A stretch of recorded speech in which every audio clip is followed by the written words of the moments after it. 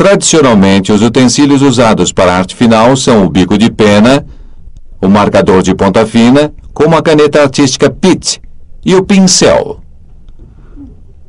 Usar bem o bico de pena não é fácil.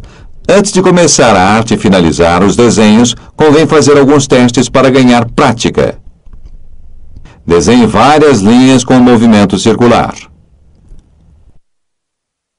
Para adquirir fluidez no traço, desenhe vários Es, tentando manter as mesmas dimensões. Depois, trace uns maiores e outros menores. Finalmente, repita o exercício traçando Ns. Pratique traçando linhas e tentando manter uma pressão constante com a mão. Assim conseguirá linhas de grossura uniforme. Pelo contrário, variando a pressão, conseguirá linhas de grossura diferente. Agora a arte finalize um desenho seu com o bico de pena. É aconselhável fazer o teste numa fotocópia. Assim você terá a possibilidade de corrigir caso cometa um erro. É uma boa ideia escanear o seu desenho. Assim você pode usar o computador para apagar o traço a lápis. Quando a arte finalizar um desenho, tente adaptar a grossura do traço à importância que quer dar ao contorno.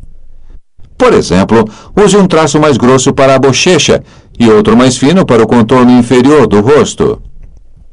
Defina o cabelo começando com um traço leve, aumentando a pressão sobre as pontas para lhes dar maior suavidade.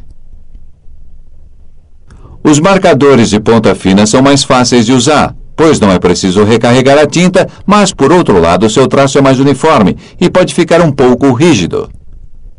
Para evitar que isso ocorra, utilize canetas com pontas de diferente grossura.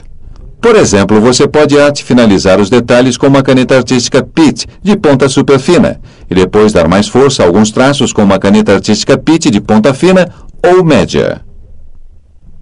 Com um marcador com ponta de pincel, você obtém um efeito suave, parecido com o de um pincel. Pode-se usá-lo para realçar alguns elementos, como as sobrancelhas, ou para preencher diversas áreas do desenho. O pincel é um dos instrumentos mais versáteis, mas requer um pouco de prática para ser usado corretamente.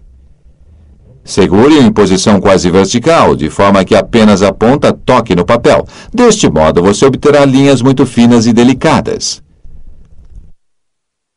Aplicando uma ligeira pressão, é possível modificar a grossura da linha. Assim como com o bico de pena, use uma grossura maior para realçar os contornos do desenho ou para preencher as zonas de sombra ou o cabelo.